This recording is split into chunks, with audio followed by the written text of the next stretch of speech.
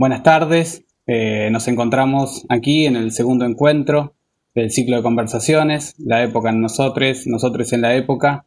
Bueno, en esta ocasión vamos a trabajar a partir de muchas de las preguntas que dejaron, preguntas que nos fueron llegando en estos días y seguir desandando este camino que nos propone Jorge.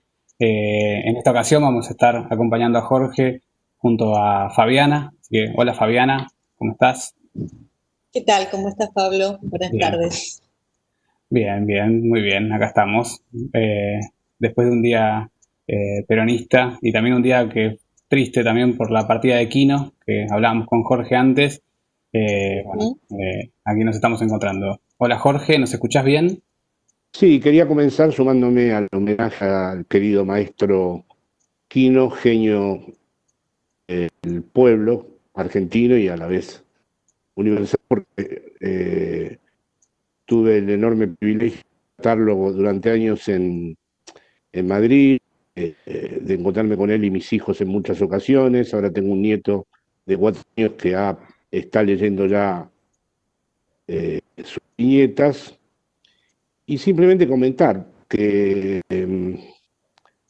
más allá del genio inconfundible y de su eh, infinita capacidad gráfica y la escritura que produjo con esos niños, eh, lo, lo asombrosa que era su personalidad, que la primera vez que lo conocí fue que estábamos presentando en el Círculo de Bellas Artes una revista española, andaluza, que le había dedicado un número a literatura argentina. Me encargaba yo de esa presentación, un gran número dedicado de la revista Literal, que se hace en Andalucía, y era una antología de textos argentinos y de artistas plásticos argentinos. Y vi a un señor que se sentaba en la última fila, tuve un rato observándolo hasta que empezó a surgir en mí la idea de que era posiblemente Quino, porque estaba prácticamente escondido en la sala. Y me arriesgué y dije que agradecía muchísimo la presencia del maestro Quino y acerté, era él, pero se había disimulado porque tenía una mezcla de timidez y sobriedad enorme y recuerdo el impacto del director del Círculo de Bellas Artes que me preguntó si era de Quino el que estaba allí sentado. Bueno, y a partir de ahí ya sí, empezaron las cenas y una cena inolvidable con mis hijos que ellos hoy justamente. Así que bueno, me sumo a ese homenaje inevitable del gran maestro. Comencemos entonces el seminario. Bueno, bueno, muchísimas gracias, Jorge. Bienvenidos a todos. Estoy viendo en el chat que hay algunas personas que dicen que no escuchan bien a Jorge. Les sugerimos también que en todo caso usen auriculares en sus dispositivos porque se escucha bien, entonces quizás sea un problema de sus dispositivos. Y bueno, y si se entrecorta, vamos a tener todos paciencia, como la vez pasada también, porque bueno, estamos en una plataforma con cerca de 1000 personas y distintos países, así que no se preocupen, estamos muy atentos y vamos a hacer todo lo posible para que no haya interrupciones, pero si las hubiera, bueno, sabemos que se van a retomar. También les queremos recordar a todos que los encuentros son cada 15 días, porque algunos ansiosos, quizás motivados por el hermoso encuentro del día 16, el miércoles pasado se habían entusiasmado y bueno, esto es cada 15 días. Y otra información que también les quería pasar es que el próximo encuentro, el día 30, eh, perdón, el día 14 de octubre, discúlpenme, vamos a hacer van a estar como invitados conversando con Jorge, Leandro Santoro, asesor presidencial, bueno, la mayoría supongo que lo conocen, y José García Molina, que fue vicepresidente por Podemos en Castilla-La Mancha y es un docente universitario español que va a conversar con Jorge en el próximo encuentro. Jorge, nosotros hemos leído y hemos trabajado con vos y con Pablo todas las preguntas que llegaron en el encuentro anterior. También les queremos decir esto, que nosotros estamos muy atentos a las preguntas y trabajamos sobre ellas, tratamos de sistematizarlas. Y queríamos entonces proponerte, para comenzar, un eje que podríamos ubicarlo en los términos del superyo y neoliberalismo, sobre todo en esto que vos planteabas, digamos, la condición del neoliberalismo, que es que el superyo toque a ese nudo y entonces se ponga en marcha esa máquina culpabilizante. Porque hay algunas preguntas vinculadas a estos ejes que tienen que ver con lo siguiente: si ante la falla de ideales los imperativos que plantea el mercado no son necesarios de algún modo para la vida, si en el esquema en donde el neoliberalismo toma el lugar del superyo no podemos pensar cuál sería el rol del populismo de izquierdas, si las políticas de Estado pueden convertir la culpa del superyo en responsabilidad social, si la irrupción de los movimientos feministas que apuntan a la deconstrucción individual y colectiva de las subjetividades patriarcales no posibilitarían un cambio en las subjetividades neoliberales en general. Esto también vinculado a estas cuestiones que vos marcaste en el encuentro anterior respecto de las irrupciones, ¿no?, versus los procesos, podríamos decir. Bueno, estas son algunas de las preguntas que hemos sistematizado para arrancar. Creo que Pablo también quería proponer algunos ejes y ahí con esto enmarcar el segundo encuentro. Jorge, muchas gracias. Si les parece, empezamos con estas y después con las de Pablo para no abrir tanto. Perfecto. Bueno, en primer lugar, claro, todo procede, tengo que ir al punto de partida. El punto de partida, en mi caso, es la referencia a lo que Lacan denominó el discurso capitalista, que es distinto del discurso del amo, y eso sugiere un montón de problemas, entre ellos que es un movimiento circular, como lo he repetido en muchas ocasiones, y que ese movimiento conecta todos los lugares. Hay una homología, que es la que he trabajado durante muchos años, entre el movimiento circular del discurso capitalista y el movimiento circular que describió hoy en el malestar en la cultura, entre el superyo, la instancia que obliga a la renuncia al placer, y es en razón de esa renuncia de un sentimiento de deuda y de culpabilidad. De tal manera que el superyo se presenta como un, pero en el fondo es un aliado de la pulsión de muerte, porque lo que busca es que el sujeto se satisfaga a través de su sentimiento de culpabilidad y su eterna, vamos a decir, vocación deudora. Esto decía hoy como algo que sucedía exclusivamente en los sujetos. Lacan, vamos a decir, que le da una vuelta más al mismo movimiento circular en el discurso capitalista, que también, por un lado, hay una renuncia, exige el trabajo del sujeto e introduce una falta, pero por otro lado, relanza todo el tiempo un carácter, vamos a decir, una condición insaciable que no se puede satisfacer nunca. Por lo tanto, el sujeto está todo el tiempo en falta y todo el tiempo tratando de colmarla y todo el tiempo volviendo a estar insatisfecho y encontrando a cada momento una relación que los estudiosos del neoliberalismo, sin conocer el discurso capitalista de Lacan, la han interpretado, a mí me parece de un modo justo, como la relación acreedor-deudor. Es decir, la relación acreedor-deudor juega tanto para los sujetos, como para los estados, como para las poblaciones, como para las naciones, junto con la variante del emprendedor de sí, que también lleva inevitablemente al superyo, porque el emprendedor de sí mismo se tiene que dar todo el tiempo un valor a sí mismo, porque tiene que crecer ilimitadamente, porque no puede detenerse, porque tiene que competir consigo mismo, porque se tiene que automaximizarse, porque se tiene que transformar en... Bueno, todos estos elementos que los estoy preguntando muy rápidamente, se pueden conjugar en esta relación entre el neoliberalismo y el superyo. Estos elementos muestran además cuán problemática, cuán grave, cuán compleja sería la salida de ese circuito infernal, y de inmediato hay que decir ninguna respuesta clara, sobre todo si aceptamos que estamos haciendo el duelo de la revolución. Considero el duelo de la revolución hace muchos años este tema, no algo pasivo ni algo que nos mantiene como en un estado contemplativo, sino como un nuevo trabajo de reinvención de un proyecto emancipatorio que ya no siga los postulados metafísicos, físicos o científicos, entre comillas, de lo que fueron las revoluciones históricas del siglo XX. Entonces, en ese aspecto, es verdad que el neoliberalismo se nos revela no como y exclusivamente económico.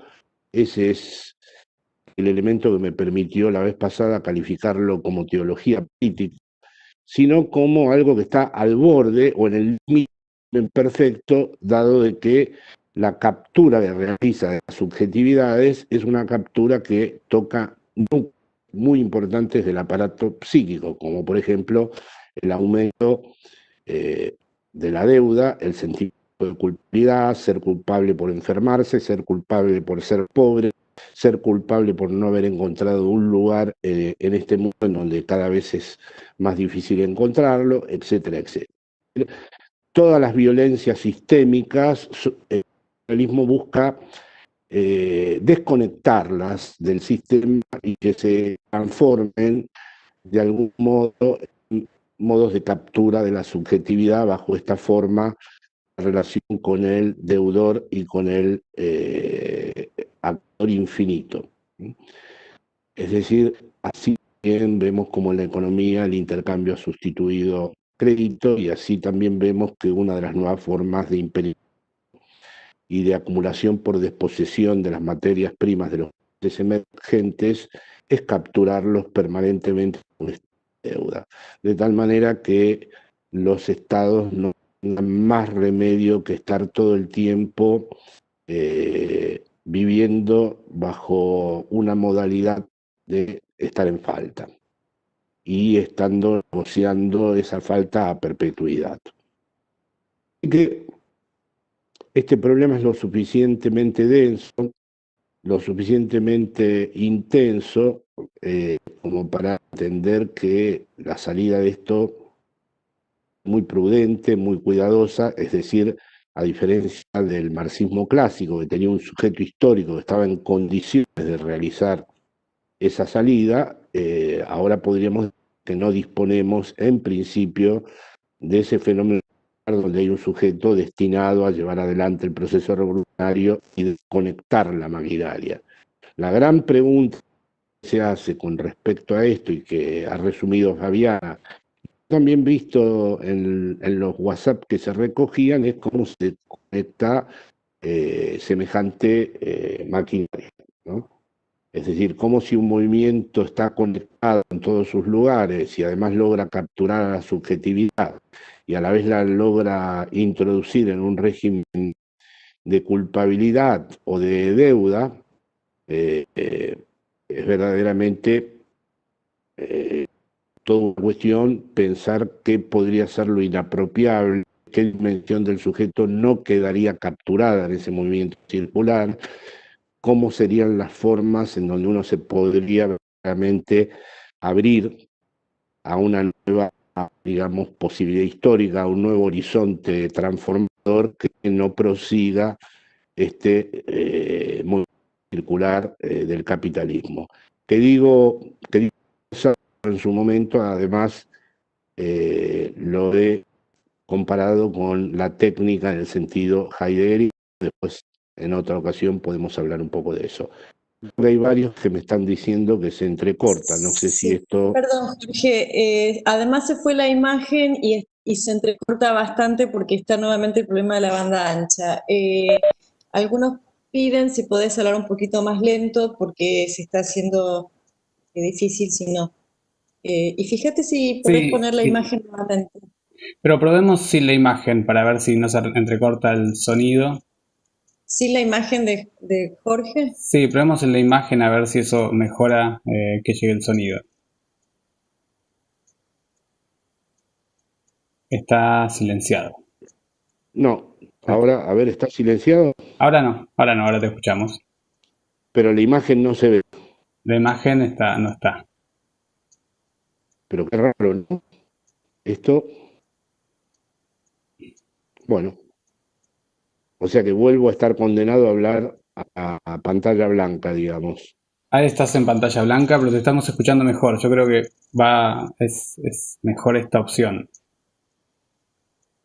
Bueno, a ver si tengo la suerte después de volver a la imagen, ¿no? Bueno, decía que había una homología también que yo he establecido durante décadas en mis trabajos entre el discurso capitalista y la técnica.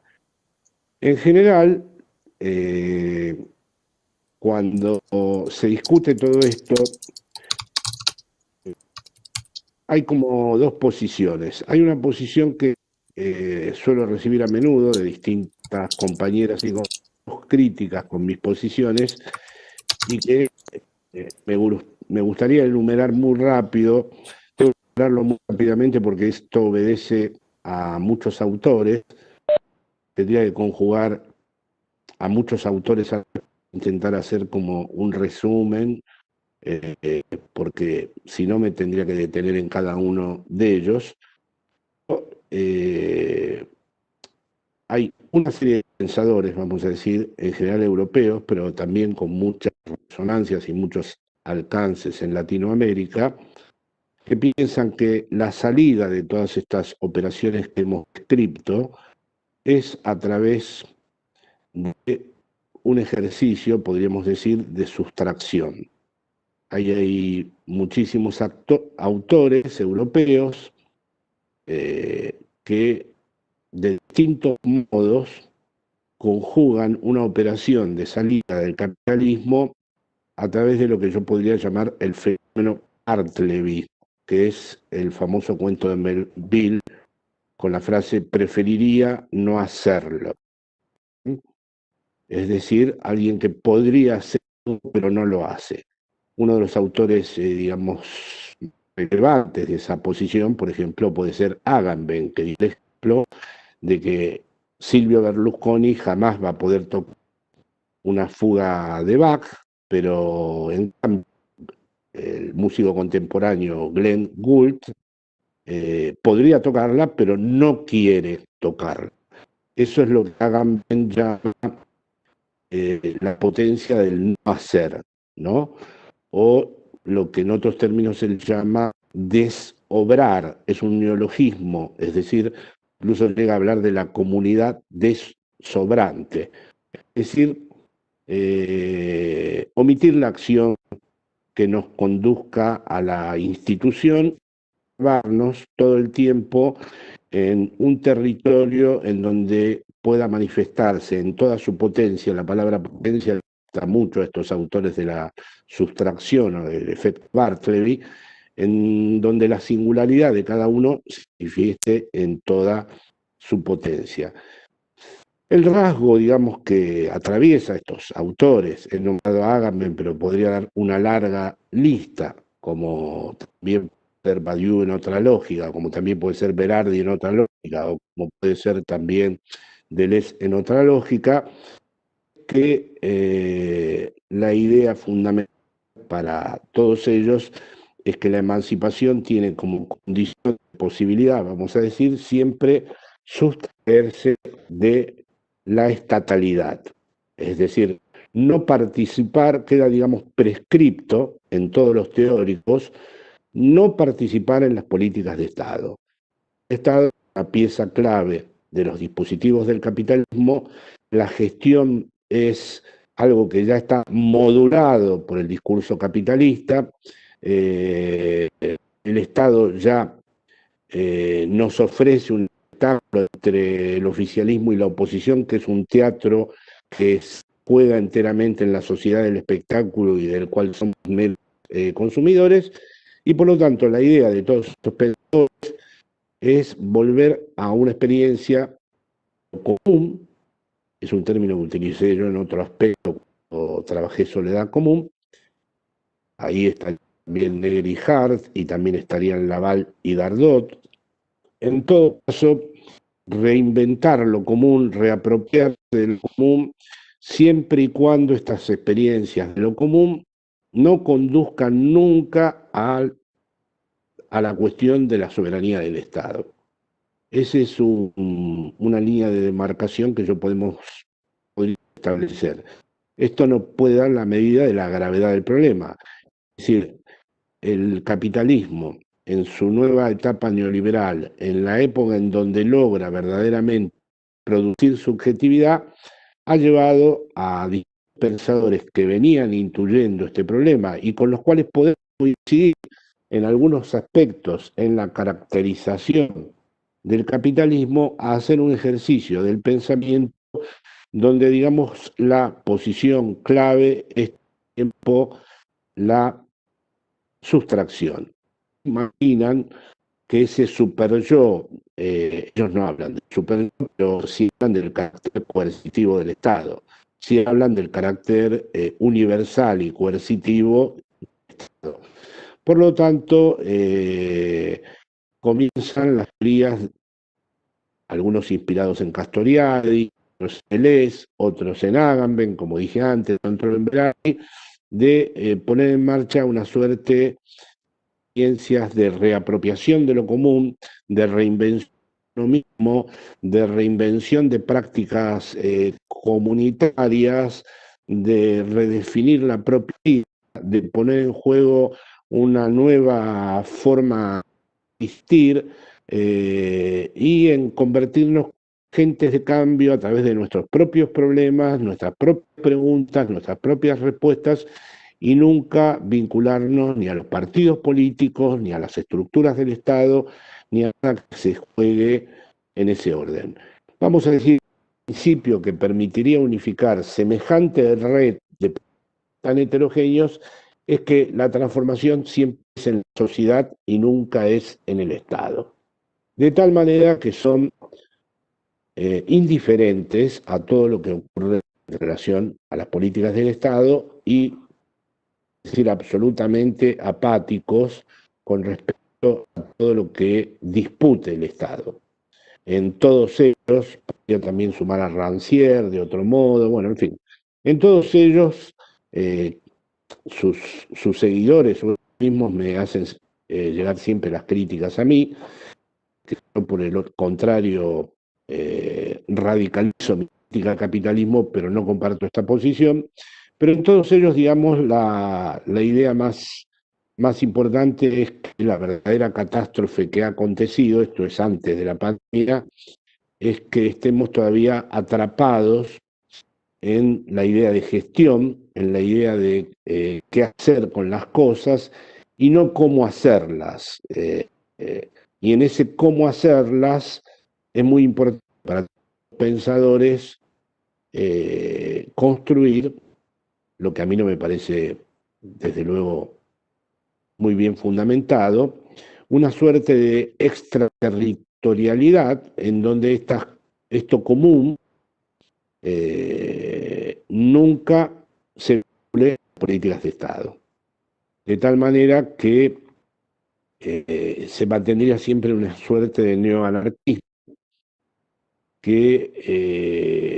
en donde siempre se estaría pendiente de los modos en donde toman tierras, se gestionan de modo popular hospitales, se autogestionan empresas. De hecho, por ejemplo, dos de los autores que he mencionado han hecho una especie de enciclopedia donde analizan en los últimos 2 siglos todos los en donde hubo fenómenos de cooperación que no funcionaron y que no estuvieron relacionados con el Estado. Mi objeción a todo esto es que estos autores de algún modo sí han captado algo que evidentemente ya presente en la enseñanza de Lacan, que el discurso psicoanalítico no es más el reverso del discurso del amo y que el discurso nos habla a una nueva realidad en donde el sujeto puede usar precisamente su propia captura, para decirlo muy rápido y para definir muy rápido al neoliberalismo, precisamente como teología política, es decir, como un orden de dominación que a la vez ya no necesita imponerse violentamente, sino que captura al sujeto el propio movimiento interno. Yo no acuerdo con esto en primer lugar porque veo las marcas eurocéntricas de este planteo, es decir, puede ser que, dada la consistencia histórica de los estados europeos, dada consistencia que la pandemia, vamos a decir, ha desnudado en algunas de sus funciones más constitutivas, ¿no? Pero bueno, como estos pensamientos vienen desde antes de la pandemia, podríamos decir que estos autores se han apoyado la idea de que, bueno, estos estados ya están constituidos desde hace siglos y entonces puestan, digamos, por experiencias que son transversales a las políticas de Estado. Yo no solamente no acuerdo por el carácter eurocéntrico de esta posición, sino que pienso que tampoco es exacta la topografía que describen. No creo que sea legítimo separar, por un lado, al Estado y su soberanía, que constituye un verdadero problema político. Eso estaba muy presente en el vídeo que ustedes estaban pasando de la conversación con Axel. La soberanía política hoy en día se ha vuelto un tema crucial en la mundialización y en la guerra interna de esa mundialización que está dando el neoliberalismo. Y además, esa división topográfica me parece estar formulada porque vamos a pensar que una enfermera que está trabajando en un hospital, o alguien que está trabajando en un sindicato, o alguien que está bajo responsabilidad de Estado, de gestión, no puede también tener un lugar en donde se pueda reinventar a sí mismo o reformular sus propias preguntas o encontrar una relación con lo común que sea distinta de la que propone la burocracia de Estado. Estos autores hay una tendencia, vamos a decir, muy marcada en confundir al Estado con la burocracia. Han eliminado el problema de la soberanía y identifican al Estado con el capital y por lo tanto con la opresión, por lo tanto con la dominación. Mientras que el planteo que hago yo, a pesar de que en el discurso capitalista están todas las propiedades terribles del movimiento circular que lo captura todo, pienso que el Estado es un lugar de disputa, que no está unido, que no se puede pensar como una esencia totalizante, que no se puede pensar como un absoluto que ya está dado y que no tiene ya ningún vaso comunicante con ninguna experiencia.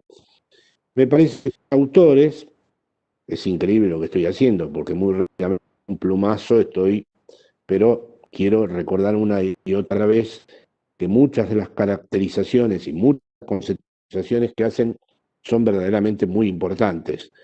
Pero estos autores, vamos a decir, el Estado está concebido como un uno que nunca tiene ningún agujero que lo perfore, ni nada que lo divida, ni nada que lo atraviese, y por lo tanto me parece que hay una imposibilidad de pensar algo muy interesante y que entonces me hace entrar en el final de la pregunta de Fabiana, de la cuestión del populismo, que sería la articulación entre el Estado, la sociedad y la comunidad. Estos términos, Estado, sociedad y comunidad, constituirían una especie de nudo que para que los distintos redondeles de ese nudo no se suelten, tiene que haber un cuarto término que es el pueblo, que anuda los tres términos de Estado, sociedad y comunidad. Me parece que si uno quiere pensar un proyecto emancipatorio que nunca finaliza, que su condición interminable de apertura, no se puede abandonar la soberanía de Estado, ni se puede trazar una línea divisoria en un plano como si fuera geométrica para los mundos del Estado y los mundos de la sociedad y los mundos de la comunidad. De hecho, me parece que otro de los aspectos que eliminan este tipo de pensamientos, algo que también he trabajado durante muchos años, que es la relación entre lo inteligente y lo institucional. Pongamos caso, hay siempre actos, acontecimientos que nunca surgen en el Estado, que siempre surgen en el lo común y que son actos instituyentes. Esos actos son imprevisibles, son contingentes, no acontecen a raíz de ningún programa, nadie puede ordenar que sucedan, no hay los expertos para programarlos y rompen. Pero es verdad que de esos actos instituyentes nunca sabríamos nada, ni podríamos apreciarlos, se quedarían condenados en su evanescencia si a la vez no se inscribieran institucionalmente en cierta construcción de juridicidad e institucionalidad. Para ir a un ejemplo muy cercano, por ejemplo, en la Argentina, sería impensable un movimiento instituyente como el de los derechos humanos, no fue programado desde el Estado, surgió a través de las madres, de hijos y finalmente realizó un trayecto en donde se inscribió en la institución del Estado con todo el orden jurídico que esto implicaba y con toda la estructura institucional que esto comportaba. Que evidentemente hay pérdidas entre la dimensión instituyente y el orden instituido es irrebatible. En esto estoy de acuerdo con los autores. No hay un pasaje de lo instituyente a lo institucional que no implique siempre distintos grados de pérdida y siempre conviene volver, siempre hay una discusión, un debate acerca del fundante de una experiencia y la manera en que se institucionalizó esa experiencia. Pero yo creo que no se puede eludir el momento institucional. Justamente el trayecto del problema se realiza recién cuando vemos que esa función instituyente, ese acto imprevisto, esa contingencia que a todos estos pensadores les encanta, alcanza su orden de institucionalidad. O sea que la invención de uno mismo puede terminar siendo también una invención de una institución nueva, en la medida en que precisamente no se repudie la dimensión del Estado, no se la, digamos, deje de lado. Y por supuesto que yo creo que ese problema tan grave como es el de la instancia superyoica, puede tener al menos provisionalmente una solución cuando ciertas tendencias históricas que tienen que ver con nuestros legados, que tienen que ver con nuestra memoria, se articulan en nuestro deseo. Es decir, la única salida posible de la instancia coercitiva, mortífera del superyo es precisamente, a pesar de que el consumo, el consumidor consumido, el discurso capitalista, se afana en construir un presente absoluto, y a pesar de que evidentemente una temporalidad propia del discurso capitalista que llevaría a erradicar todas las latencias históricas, eso nunca lo puede terminar de realizar del todo, y por eso el capitalismo no es un crimen perfecto, y por eso tampoco es una teología en el sentido absoluto del término, porque siempre hay latencias que pueden volver a gobernar. Yo creo que en esas latencias entre la memoria, voy a juntar los tres términos, el duelo, que nunca es siempre, no es la identificación con el objeto perdido, sino un saber perder, un saber hacer con lo perdido. El duelo, la memoria y el deseo. Me parece que son los tres términos que abren un trayecto distinto a la instancia compulsiva, a la instancia repetitiva del superyo. Pero estos tres términos se articulan en un horizonte histórico si también realizan este trayecto entre lo instituyente y lo institucional. Y ahí la diferencia que postulo con respecto a estos pensadores de sobrar o de participar de la vida del Estado. Hoy precisamente me llegó la carta de un amigo argentino, seguidor, un gran lector de Valde, tomó algunos artículos míos en un sentido crítico porque precisamente está siempre esa contraposición con respecto a la participación política. Lo que pasa es que también a los autores a veces se les escapa que uno puede apoyar algo con lo que no esté enteramente identificado. A mí no me resulta extraño que ellos digan que este apoyo están dentro del capitalismo. ¿Cómo no lo van a estar? Si todavía no hay ningún exterior al capitalismo que haya podido ser conceptualizado. E incluso más, no podemos todavía conceptualizarlo porque tal vez sería un poco peligroso conceptualizarlo ahora.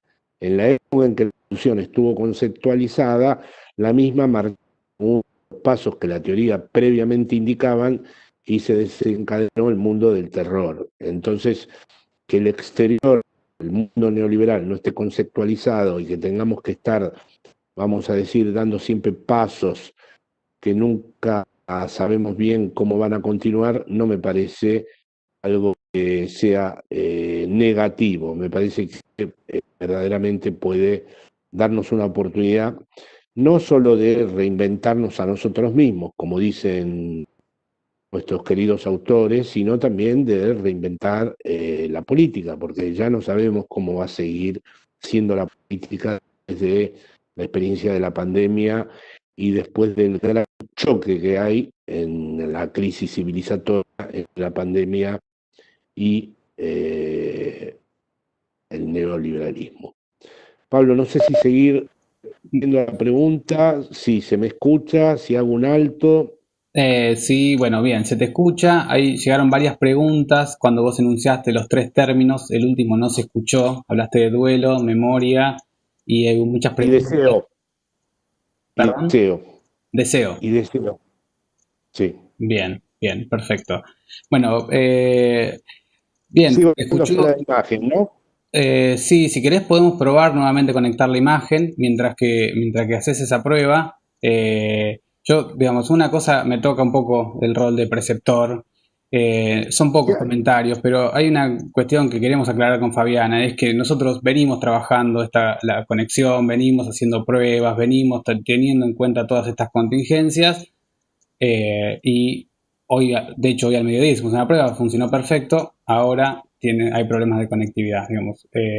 Les pedimos que tengan paciencia con eso, porque en muchos casos, digo, los 500 mails que llegan a la casilla los contestan compañeros, bueno, en realidad son todas compañeras que lo hacen por militancia. Entonces, digamos, ahí hay una interpelación que nos está preocupando. Es un poco en términos de usuarios, bueno, me enojo porque yo no me puedo conectar o no escucho. No, por supuesto, imagínense que nosotros estamos 10 veces más tensos tratando de que esa tensión no se traslade a la computadora y nos trabe más el video o el sonido. Y de hecho, por eso también tenemos 6 encuentros donde vamos a poder ir resolviendo estas cuestiones o vamos a poder ir volviendo sobre algunas preguntas puntuales, algo que no haya quedado claro.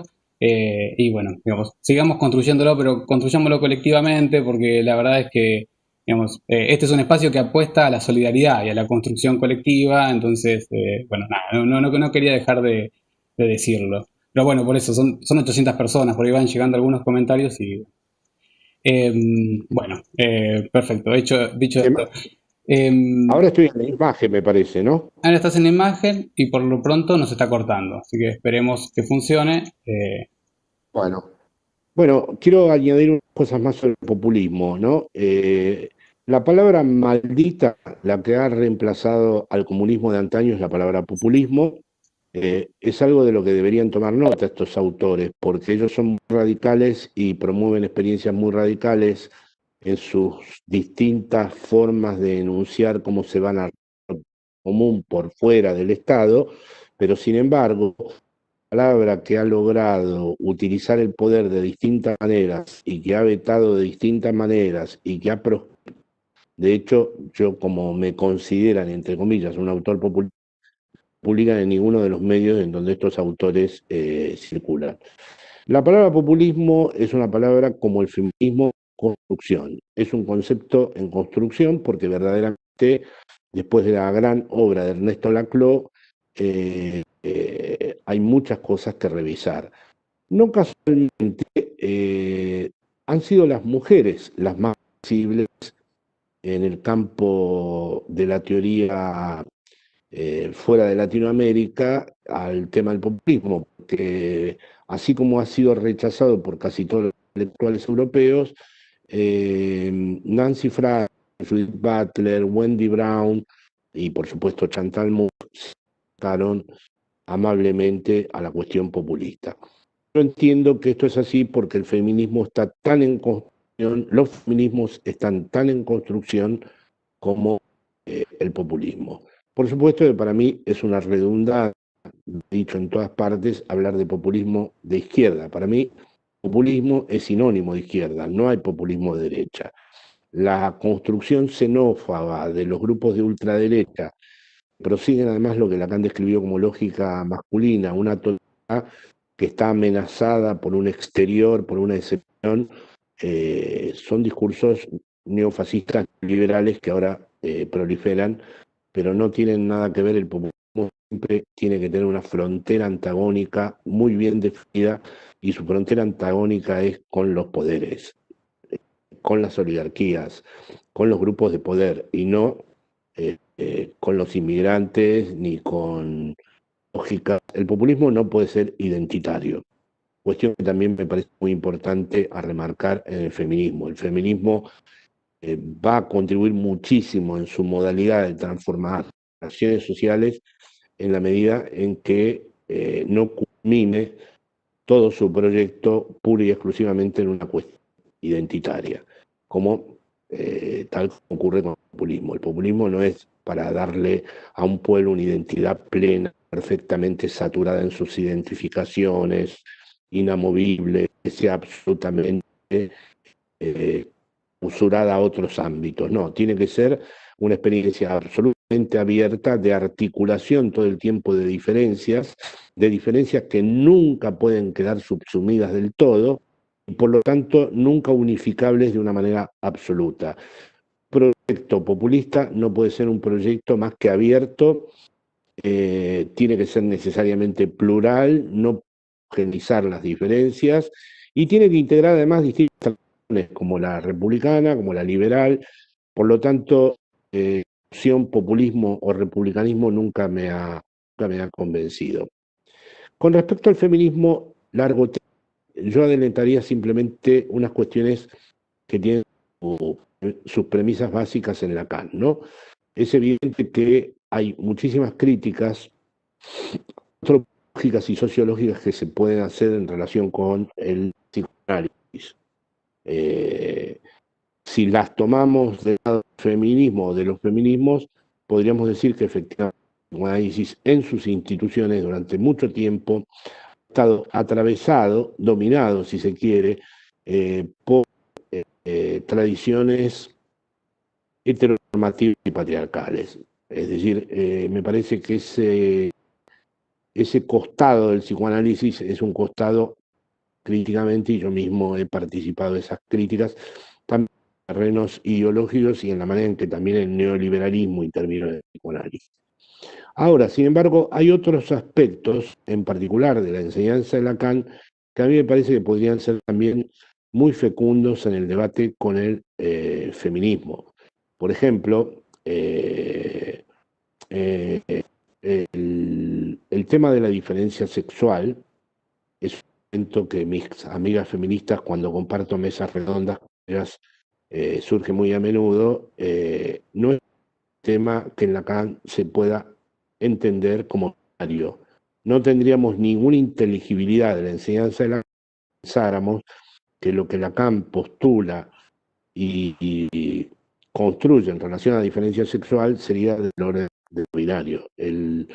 No voy a desarrollar aquí, lógicamente, todo lo que es la lógica de la sexuación en Lacan, pero en realidad lo que Lacan construye es un aparato lógico que permite entender cómo hay una negatividad en cada sujeto que le obstaculiza acceder a su propia identidad plena, de tal manera que un hombre no es un hombre y una mujer no es una mujer. Es decir, no es que hombre y mujer sean sustanciales que se diferencian entre sí. El problema es que la división del sujeto implica que nadie accede de una manera definitiva a su propia identidad. Dicho esto, no hay feminismo a las distintas posiciones, trans, drag, queer, que logre liberarse de la división del sujeto. Es decir, esta, vamos a decir, negatividad radical que Lacan construyó poniéndole una barra al sujeto, tachando al sujeto cartesiano moderno, juega en todos los casos. Es decir, que alguien construya una identidad trans o una identidad drag o una identidad queer no lo exime de la división del sujeto. Ahí es donde la cosa se pone interesante. Por ejemplo, Judith Butler hace años atrás sostuvo que la tachadura del sujeto tan conocida, ese simbolito de tachada en Lacan, era una prioridad trascendental kantiano y que eso no era así, que la tachadura del sujeto era una construcción histórica. Es decir, que el sujeto heterosexual en su tachadura había incluido la posibilidad de otras prácticas sexuales como la homosexualidad o las prácticas trans u otros tipos de prácticas de goce. Y que la tarea, digamos, del feminismo era precisamente liberar al sujeto de esa tachadura histórica y expandir performativamente la posibilidad de construcción de nuevas identidades. Como si el sujeto, por esa división, hubiera segregado y rechazado otras identidades. Y si no estuviera tachado, accedería a esta expansión permanente que a Judith Butler no se le escapa, que es abre a un horizonte infinito de distintas posibilidades de práctica de goce. Nuestra posición en el punto de partida del debate, así como hemos dicho que con respecto a los pensadores europeos nos separábamos de la idea esta del efecto Bartleby o del efecto preferiría hacerlo o del efecto de la comunidad que desobra o desobrar o este rechazo de la gestión, rechazo de los problemas de la soberanía, rechazo de los problemas de Estado. En cuanto al feminismo, hay que decir que tampoco, por lo menos en el proyecto político teórico en el que yo me marco, eludo la división constitutiva del sujeto con su propio vacío, sea lo que sea trans, sea gay, sea queer, o sea drag, o lo que se invente, porque se van a seguir inventando distintas identidades de género. En todas, esa actividad radical que implica el vacío del sujeto. También la imposibilidad de la relación sexual, es decir, la famosa imposibilidad de la relación sexual postulada por Lacan no se resuelve. Puede ser muy importante desde el punto de vista de las dinámicas sociales, nuevas construcciones de género, la posibilidad que tengan los sujetos de elegir una nueva identidad. Todo eso me parece que hace el proyecto emancipatorio. Me parece que es muy importante que el proyecto emancipatorio asuma todas las posibilidades, pero a la vez hay ciertas cuestiones estructurales que no dependen de las construcciones históricas. Eso es la imposibilidad de la relación sexual. Es imposible, la relación sexual es imposible en Grecia, en Roma, en Bizancio, en la modernidad y ahora. Las pulsiones son 4, en Grecia, en Roma y ahora. El sujeto estuvo dividido siempre. La imposibilidad de acceder de un sujeto a su identidad plena es constitutiva.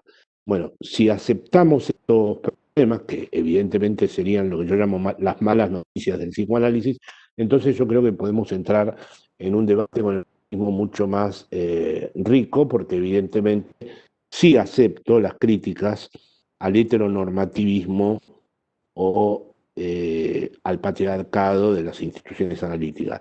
Como también acepto las críticas de los pensadores europeos a querer jugar todo dentro del Estado, todo dentro del partido, todo dentro de la gestión. Los he criticado en su neoanarquismo extraterritorial, pero acepto que hay un grano de verdad en las críticas que ellos han producido al mundo de la representación política. Pero eso no exime de ver que el verdadero desafío político siempre, tanto para los feminismos como para el populismo, es transformarlo y transformarlo al Estado, dando a la sociedad y a la comunidad a través de un pueblo que está siempre claro.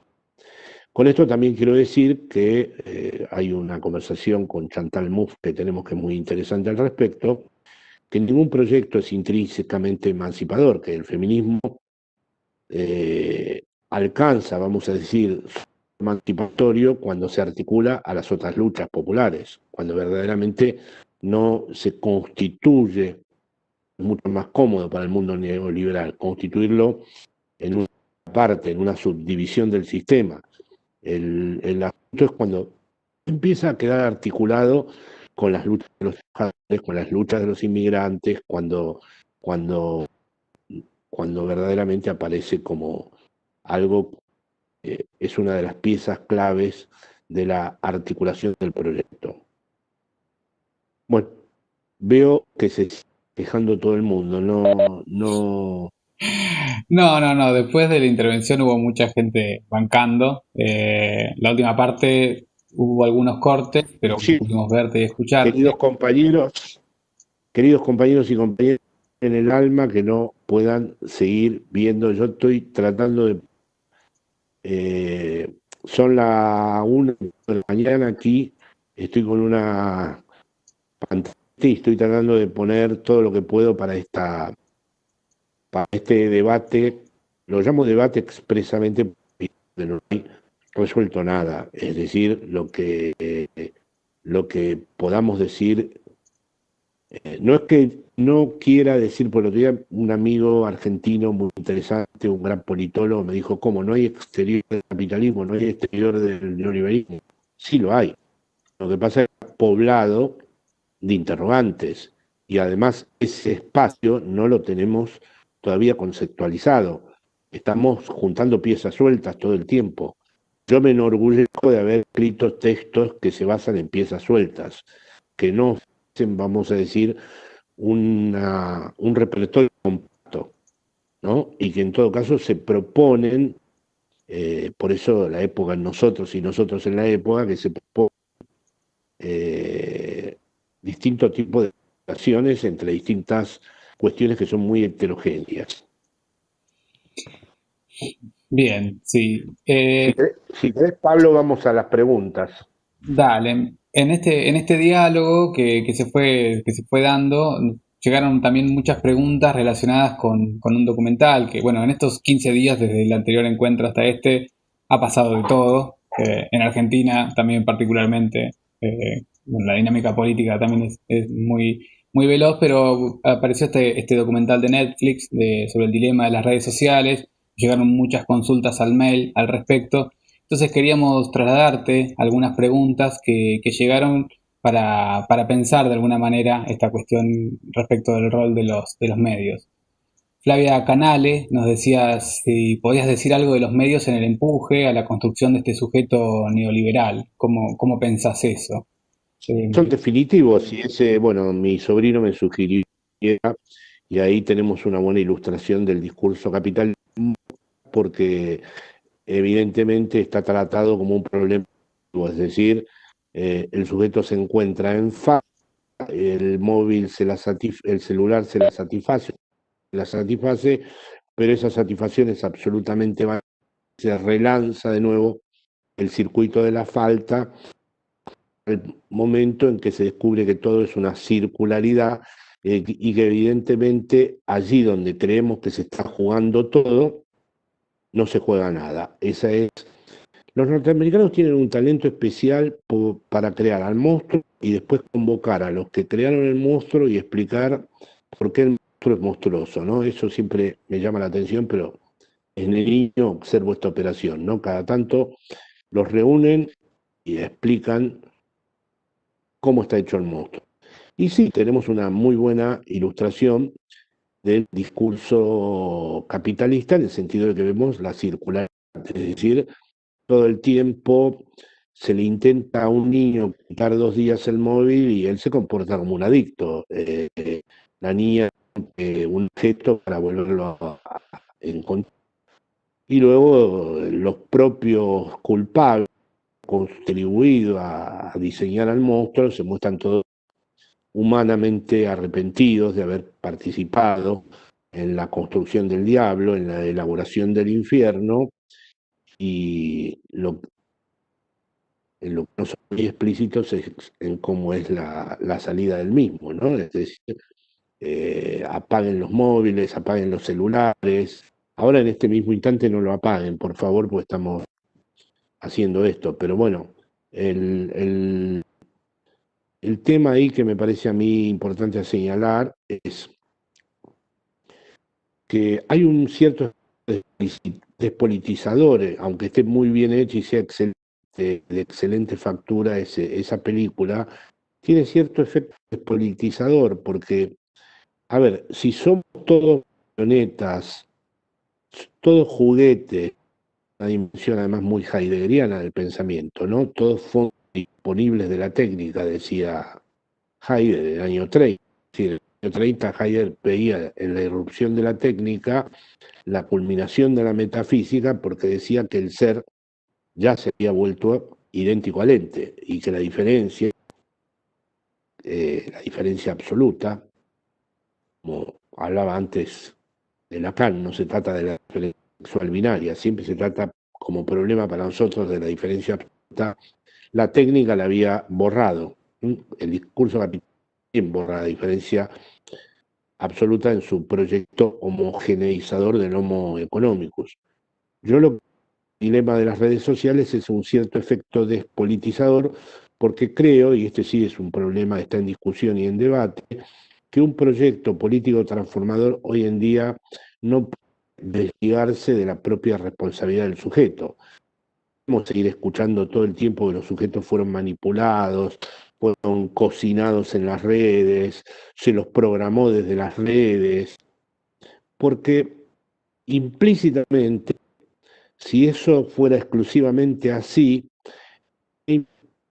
vamos a decir, eso conlleva una cierta rendición, el hecho de que verdaderamente entonces las subjetividades ya están apresadas definitivamente en un orden en donde son absolutamente manipulables.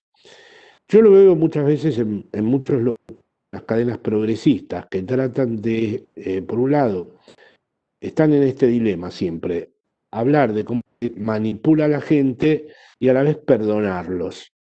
Perdonarlos por haber sido manipulados, porque al fin y al cabo ellos no son culpables, porque al fin y al cabo es una estructura muy potente, es una estructura infernal, y al final los ha capturado y entonces hay que exculparlos. Me parece que sería interesante abrir un debate también sobre cómo en un proyecto popular interviene el singular, ¿no? Aquí entro en lo que yo llamo la soledad común, ¿no? Está bien, un proyecto popular se construye con lo que tenemos, pero está constituido también por lo que hay de más singular en cada. Y habría que ver si no habría que hacerse, la pandemia me parece que es una buena ocasión para esto, hacerlos cargo a los sujetos de lo que eligen. Si votan a la ultraderecha, que está construida directamente con las redes sociales, porque si hay grupos que han comprado, se han apropiado de datos y que juegan todo a las redes sociales, son las ultraderechas. ¿Qué hacen las ultraderechas? Generar todo el tiempo una agenda donde uno se esté defendiendo todo el día, donde uno tenga que participar como en una guerrilla de Twitter o de Facebook, tratando de desmontar las falsedades y las locuras y los disparates que genera la ultraderecha. Ahí es donde están ganando la batalla, porque de tal manera, lo hacen de tal modo que uno se tiene que meter en la agenda de ellos y estar todo el tiempo tratando de desmontar entre comillas, racionalmente lo que carece de toda racionalidad, porque las redes sociales, y ahí vuelvo al discurso capitalista de Lacan, arrojan los puntos de amarre, es decir, el discurso capitalista en su circularidad no tiene el punto de anclaje simbólico en donde la verdad pueda significar. En realidad se habla mucho de fake news y no se presta atención suficiente de que las fake news son una consecuencia acerca de cómo ha sido capturado el sujeto por el discurso capitalista. Primero hay que comprometer al sujeto en ese movimiento circular para que luego la verdad ya no opere más. Y bueno, y eso es lo que muestra el dilema de las redes sociales y la interrogación que en todo caso yo abro, es si no habría que también exigir de modo militante a los sujetos una cierta responsabilidad sobre aquello que eligen, ¿no? Porque me parece que desde un punto de vista político no es suficiente decir, bueno, fueron manipulados, fueron manejados, fueron orientados. Bueno, todo esto es así, pero evidentemente ahí hay que, es éticamente insostenible pensar que un sujeto puede quedar reducido, aunque empíricamente sea así, éticamente, formalmente no se puede aceptar que un sujeto quede reducido a su manipulación. Sé que hay todos los días ejemplos empíricos y que yo mismo puedo encontrarme a lo largo de la calle, cuando transito por ella, a personas que hablan según lo que las redes sociales dictaminan. Sé también que la ultraderecha es un puro y exclusivo efecto de las redes sociales. Esto es la diferencia de los fascismos históricos. Y sé también, además, por ejemplo, ayer Trump hizo eso con Biden, es decir, era evidente que no se iba a prestar a una discusión argumental. Pero lo que hizo fue generar un caos y que todo el mundo sintiera vergüenza de esa conversación, pero eso lo benefició a él, ¿no? Y bueno, las redes sociales proceden de un modo también haciendo proliferar estas fake news, que ponen a prueba lo que Kant, como ilustrado, llamaba el uso de la razón pública, ¿no? Pero es lo que los locutores bien intencionados de las cadenas progresistas intentan establecer, un uso público de la razón, pero es verdad que la potencia del discurso capitalista puede haber minado. No obstante, yo creo que hay que conservar, o merece ser conservada, cierta, lo que hablábamos la vez pasada con Barrancos, una cierta hebra ilustrada, y aunque empíricamente, como decía antes, se nos confirme una y otra vez que son manipulados, es un deber ético no aceptar la tesis de la manipulación. Si aceptas la tesis de la manipulación, ya hay un inevitable despolitización. Por ejemplo, el dilema de las redes sociales es que también generaron polarizaciones. Bueno, trabajan con ellas, las alimentan, las inventan, si se desvían de lo más importante, que son los antagonismos sociales que no han sido construidos por las redes sociales. Es decir, esa separación me parece muy importante siempre efectuar. El antagonismo viene atravesando la historia desde antes de las redes sociales. Lo que hagan las redes con esos antagonismos ya es otra cosa. Lamentablemente, en la época de la pandemia, como no estamos en la calle, una cosa que ha logrado la derecha es que vayamos todo el tiempo aclarando sus términos y nos movamos en el interior de su agenda.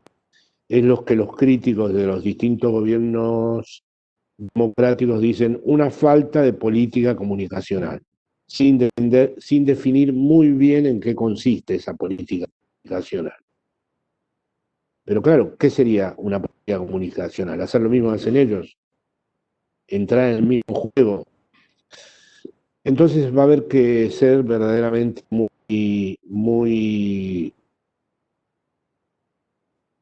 creativos, inventar mucho. Yo creo que es muy importante nunca modificar la propia agenda de trabajo. Esa es una apuesta que en primer lugar siempre hay que mantener. Se diga lo que se diga, uno tiene que seguir haciendo lo que piensa que tiene que hacer. eso vale también para cada uno, nos critiquen como nos critiquen y nos digan lo que nos digan, seguimos insistiendo para fracasar una vez y fracasar cada vez mejor, como decía Samuel Beckett. Y luego, ya les digo, ahí tengo un poco de respeto por la tradición kantiana. No entiendo que formalmente se diga que un sujeto no tiene ya la voluntad de decidir. Es una posibilidad que no debe ser nunca aceptada en el político. Bien, sí, totalmente. Hay una posición tecnocéntrica también, de alguna manera, en el recorrido del documental, y al mismo tiempo la conclusión es esta cuestión de también de actitud individual, ¿sí? Digamos, como ante esa manipulación que de alguna manera intentan plantear, nunca aparece ningún rol regulatorio, incluso también por parte del Estado, ante esas situaciones. Yo tenía... Sí.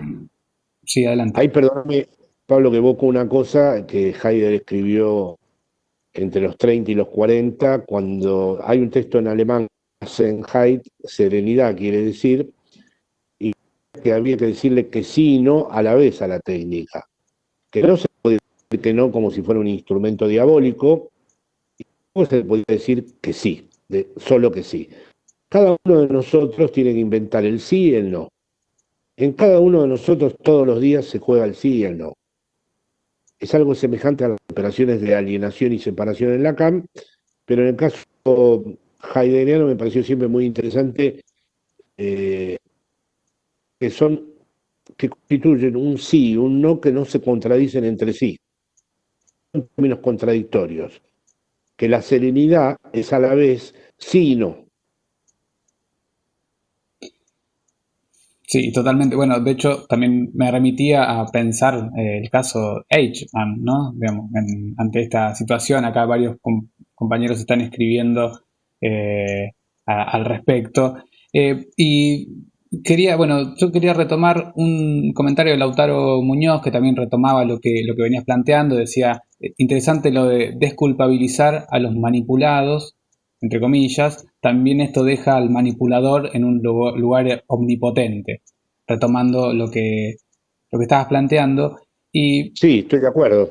Estoy de acuerdo. Si se lo desculpabiliza, ya, hay, es lo que yo llamé, lo tenía en un artículo que escribí para Página 12, hay subterráneamente una rendición incondicional de lo político, porque aceptamos que el pobre fue una víctima de la manipulación. Y creo que formalmente es inaceptable. En una era del deseo es inaceptable. bien, y en ese Disculpame punto, que diga una cosa, con respecto a lo que dijiste de Eichmann, hay compañeras y compañeras que me hablaron de la banalidad del mal. Esta época no es la banalidad del mal, sino el mal de la banalidad, en todo caso. Es decir, se han invertido los términos. Hay el mal, pero es el mal de la banalidad, ¿no? Esta es su diferencia con lo que vio Hannah Arendt en Jerusalén cuando lo juzgaban a Eichmann, ¿no? Como también creo que ya no hay más malestar en la cultura, sino que esta es la civilización del malestar. Bien. bien, bueno. Y bueno, eso nos lleva también a una cuestión que mencionaste al comienzo sobre esta idea sobre el crimen perfecto. Decían, pedían que desarrolles esta idea de si de que el crimen no es perfecto. eh, ¿Cómo lo podrías conectar? Digamos, bueno, ¿cuál es tu reflexión? Bueno, yo vuelvo a la cuestión, nosotros estamos en un periodo post-revolucionario, en el sentido de que ya no tenemos como herramienta histórica y como posibilidad de apertura a un proyecto transformador la idea que se conceptualizó en el surgimiento del capitalismo industrial con la palabra revolución. Ahora hay que inventar la emancipación. Ahora, yo creo en las huellas históricas y en los legados. Yo creo que, por ejemplo, algunos países no se ha logrado nunca naturalizar la desigualdad porque han tenido experiencias de lucha y esas experiencias de lucha han dejado las huellas, ¿no? Es decir, probablemente, para dar el ejemplo argentino, sin el 17 de octubre, sin el Cordobazo, sin las experiencias, sería como otros países de Latinoamérica en donde ni se puede hablar ya de derecho laboral, ¿no? Yo creo que todo lo que actualmente, el voto de las mujeres, la ley del aborto, todo lo que, por eso finalmente el trayecto que va del momento instituyente a lo instituido es tan importante, ¿no? Todo lo que actualmente rige nuestro mundo civil tiene una larga trayectoria de luchas, ¿no? Y en ese aspecto, ahora se organiza un nuevo desafío, y es que las luchas van a finalmente, como dicen los anarquistas intelectuales, ¿no? Los libertarios neoliberales, esas luchas van a quedar inevitablemente integradas al mismo, porque van a conectarse con el Estado, o si verdaderamente en una historia que nunca es lineal, que tiene siempre flujos y reflujos, eh, podamos ir dando distintos pasos, en algunos casos incluso algunos pasos sin retorno, que es de lo que siempre se trata en las grandes apuestas históricas, ¿no? Acá aparecen varios comentarios con respecto al rol de la educación, ¿sí? Digamos, como en esta cuestión de esa batalla. No sé si querrías retomar algo al respecto. Pienso en la tradición de Freire, en toda esa tradición emancipatoria. Sí, lo que pasa es que yo en eso, claro, ahí se me ve la huella lacaniana. Yo pienso que, o tal vez personal y biológica, ¿no? Una educación,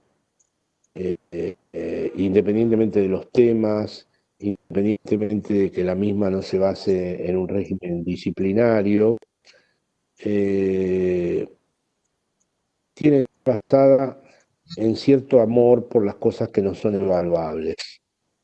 Es decir, toda la relación con la lengua, que a mí me parece clave en la educación, porque los niños y las niñas son genios de la lengua, eh, debe ser estudiado de tal manera que los circuitos de evaluación no se enfoquen en eso.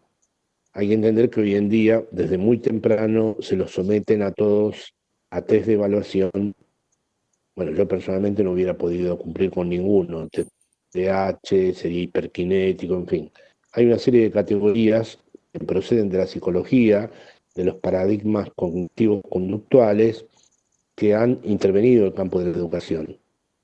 Es curioso cómo los que participamos de las escuelas disciplinarias que Foucault criticaba, y con razón criticaba, como en mi caso, en donde había una cierta rigidez y una cierta distancia con el maestro y guardar las distancias como se hacía en los colegios de antes y los guardapolvos limpios, bueno, todo lo que podría describir la atmósfera de la sociedad disciplinar.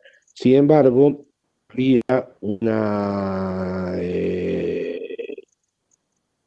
posibilidad, unos puntos de fuga que eran muy importantes y que estaban relacionadas con las distintas maneras de hablar que se podían dar dentro de un aula, ¿no? Todo porque todavía la meritocracia no había hecho tanto daño en la infancia. Ahora ya se los paga desde muy pequeños a todos, ¿no? Para verdaderamente triunfar, ¿no? Para una carrera exitosa, ¿no? Entonces, para mí, además de que puedo valorar que pueda haber procedimientos educativos más emancipatorios que otros, técnicas educativas más importantes que otras, es muy la transmisión. Y la transmisión por aquellas cosas que no pueden ser evaluables, como son las lecturas, las conversaciones sobre las lecturas, la experiencia con la palabra, y me han enseñado y lo que yo he enseñado. Bien, bien, bueno, clarísimo. No sé, Fabi, ¿estás por ahí? ¿Querés sumarte al intercambio? Yo acá estoy punteando algunas preguntas más que están llegando. Bueno, Sí, a mí me interesaba retomar un par de preguntas que están vinculadas. Una de ellas la hizo Valeria de Franchi. Sobre el tríptico que vos planteaste al comienzo, Jorge, de duelo, memoria, deseo, como lo inapropiable del capitalismo. O sea, si se podría pensar como ese tríptico, ese nudo, como lo inapropiable del capitalismo. Y su vinculación, me parece a mí, con esta otra tríada, Estado, sociedad y comunidad, anudados por el cuarto nudo que vos llamaste pueblo. Si podíamos retomar un poquito estos conceptos.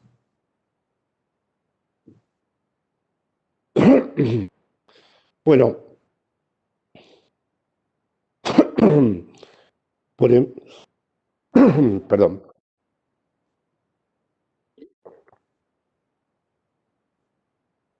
En primer lugar, las he opuesto porque evidentemente la temporalidad del discurso capitalista impide la retroactividad, es decir, eh, eh, eh, impide ese momento de comprender que tenemos todos cuando siempre entendemos demasiado tarde, pero gracias a eso entendemos.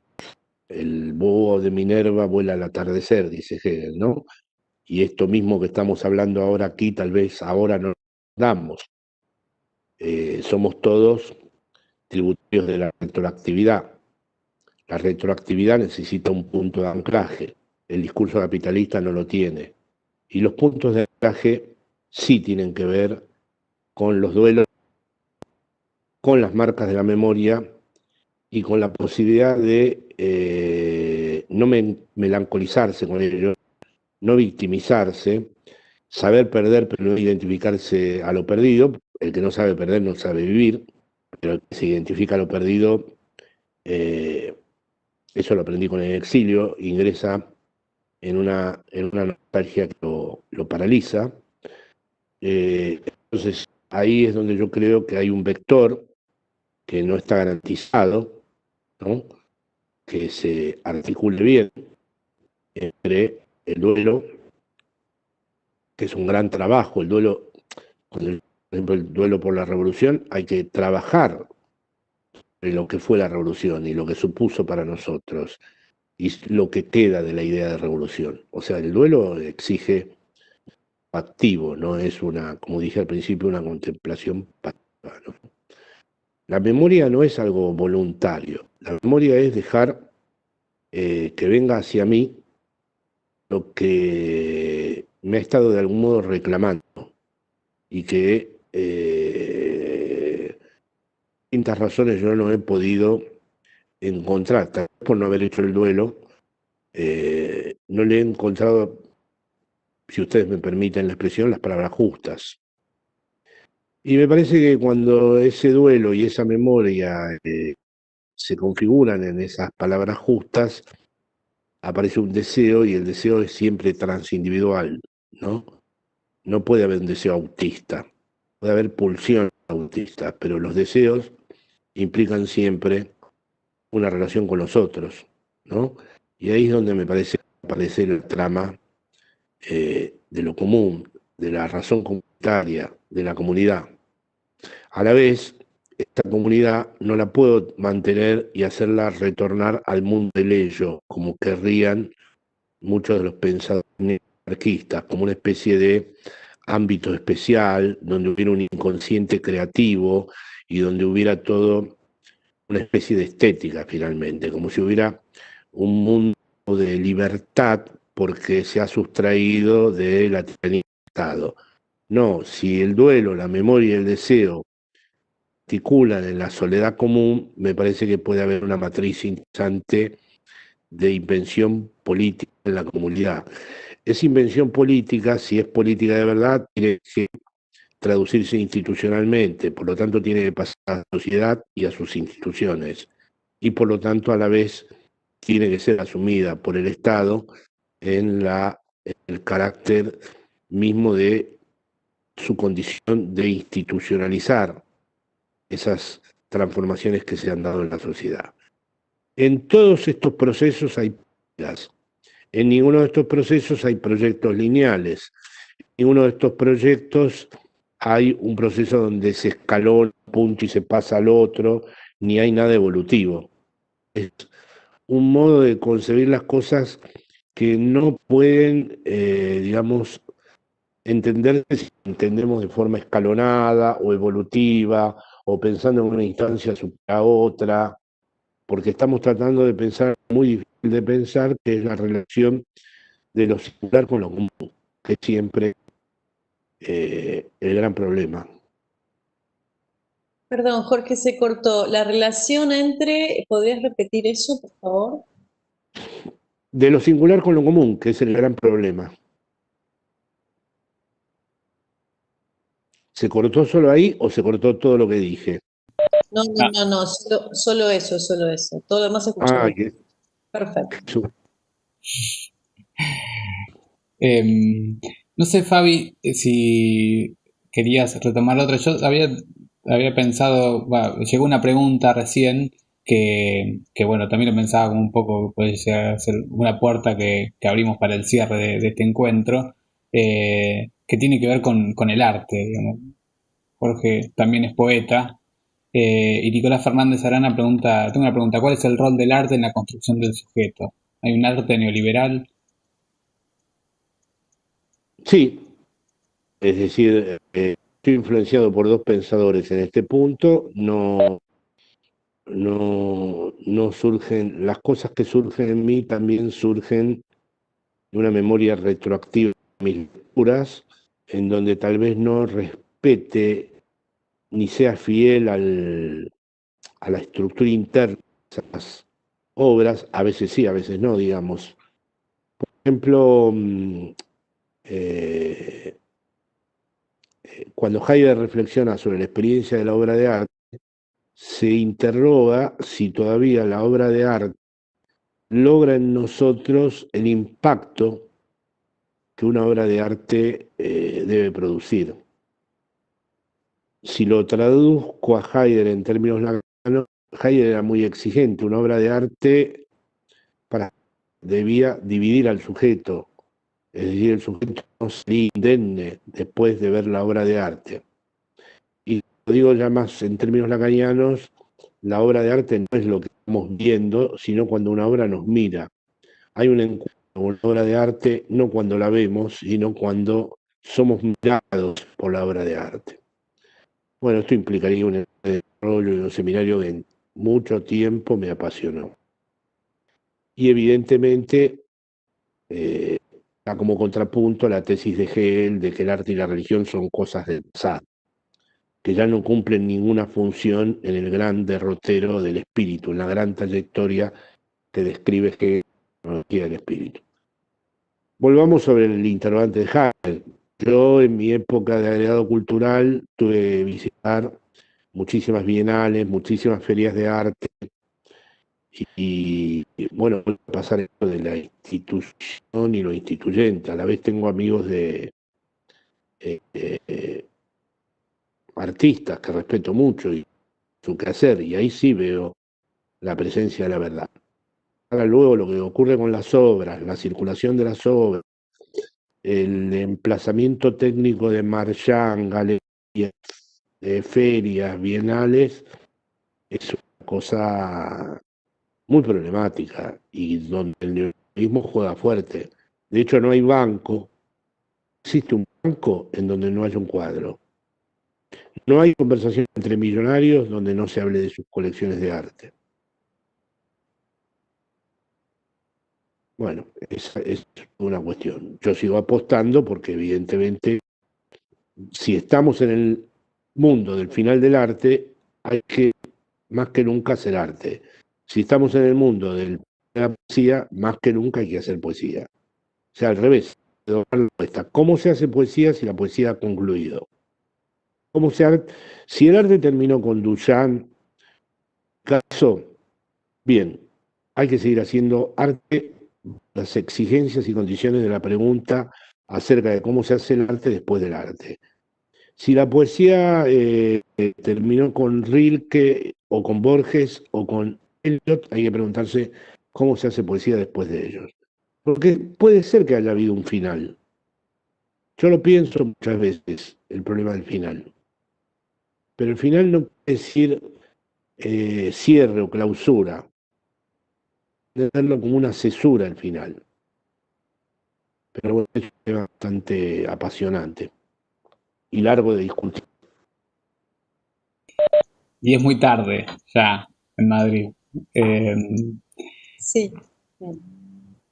no sé, Fabi, bueno, yo solamente me parece que ya estamos para cerrar, me parecía así retomar, mencionarte que Ángeles Gravino habla sobre un poema tuyo, dice la metáfora del río que trabaja en sus poemas es muy potente para pensar la relación entre lo común y lo singular.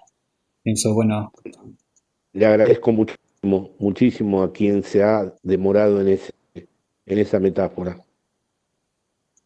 Muchísimo. Sí, yo precisamente iba a mencionar lo mismo para no cambiar ahora rotundamente de tema. Me parece, y les queremos dejar la tranquilidad a todos de que las preguntas que hicieron, que son muchísimas y que no nos da el tiempo para poder desplegarlas hoy, las vamos a trabajar como hicimos la semana pasada con Jorge y con Pablo y vamos a tratar de sistematizarlo. Y que tenemos muchos encuentros más por delante, que vamos a poder desmenuzar estos conceptos, son todos muy importantes, los que ustedes están planteando en las preguntas, así que vamos a retomarlos. hay muchos compañeros preguntando cómo se llama el poema. No, es un libro de poemas que publiqué en Argentina, también está, que se llama Río Incurable. Es mi pasión por los ríos de Argentina transformada en poesía. Y mi pasión por otra cosa también, más mi cosa. Bueno, acá también veo muchísimos agradecimientos por las ampliaciones y por las últimas intervenciones, Jorge, donde profundizaste lo que habías planteado a lo largo del encuentro, mucha gente dando las gracias. Yo Yo creo quiero que darles a todos las gracias de verdad y que hayan sido pacientes con los problemas técnicos que a mí personalmente me angustia muchísimo pensar que están ahí, que no se puede escuchar bien bueno, que tengan muchísima paciencia porque me pasa igual y que sepan que este es un modo de estar allá para mí, es muy importante este tipo de encuentros, más allá de lo que podemos dilucidar teóricamente, tiene un encuentro entre compañeras y compañeros. bueno, acá te dicen que te quieren, te queremos, Jorge, gracias. Bueno, todo. Sabemos que además, claro, la parte donde no se vio la imagen de Jorge fue como así el horroris vacuis, digamos. Pero bueno, vamos a seguir trabajando para que el próximo encuentro lo puedan ver todo el tiempo. Lo vamos a lograr. Bueno, Totalmente. Y el próximo Pablo, es un encuentro bastante explosivo. Vamos a tener sí, debate también. sí, sé que nos venimos todos preparados. Bueno, Jorge, solo Bueno, agradecerte chao, enormemente buenas que noches. estas horas sigas con nosotros y No, bueno, nos veremos en bueno, 15 días. Muchas bueno, muchas gracias gracias. a En 15 todos. días. Yo ya hubiera podido nacer 1000 veces, loco. Hubiera podido ser niño y niña a la vez y falsificar mi bautismo. Hubiera podido saludar aquella noche al mismo demonio. Hubiera podido mostrar que Hegel, Lacan, Spinoza y Deleuze dicen lo mismo. Hubiera podido mostrar que el otro inicio de Heidegger es una mujer que habla en sánscrito. Hubiera podido decirte que no me dejes nunca o que te vayas para siempre. Hubiera podido nacer sin conocerte nunca. Matar al dictador con mis propias manos. Hubiera podido vaciar a Dios de todo amor y dejar luego mi corazón vacío. Hubiera podido no tocar a nadie e interrumpir la orgía absurda de la humanidad. Hubiera podido callar para siempre. Escribir que la maldad no está en la selva y que ese murciélago es hijo de Dios. Hubiera podido mostrar que nunca volvería a la normalidad que no conocí. Hay niños que son alcanzados por el poema cuando en la torre más alta despiertan confinados. Pero ya tendría que saber leer el libro, que es la prueba final de los tarados que enseñan. Tendría que haberte olvidado cuando te fuiste con el sabio al extranjero. Tendría que haber sabido que estaba loco cuando en Chivilcoy vi la Plaza España como un presagio. Tendría que haber comunicado que todos hablarán y nadie dirá nada de este desastre. Tendría que rogar 1000 veces por vos. Tendría que reconocer el cuerpo que siempre vuelve en el sueño. Tendría que no arrepentirme de haber matado al asesino con mis manos. Tendría que saber, como estando tan lejos, el cielo no me separa del pandemonium de mi estirpe. Pero ni en los grandes marineros se silencia el vértigo que marca este mar enfebrecido cuando viene la ola con el nombre que borra todo. Pandemonium, poema de Jorge Alemán.